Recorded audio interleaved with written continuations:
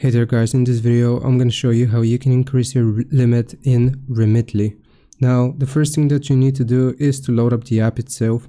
Once you open up the app, we will click on Manage, found in the bottom right corner. And here the first thing that I want to show you is I'm just going to click on the Help Center and search for limit. Now here, how much can I send? It's gonna tell us that it can vary depending on the delivery method, the country you're sending from, and the country you are sending to.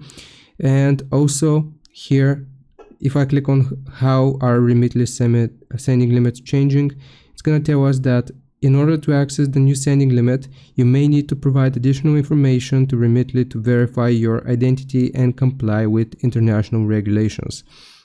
So basically, once you try sending money to someone, then if you are trying to send a high number or a high amount, then they may ask you for confirmation or verification of your identity, and that way they will increase the limit.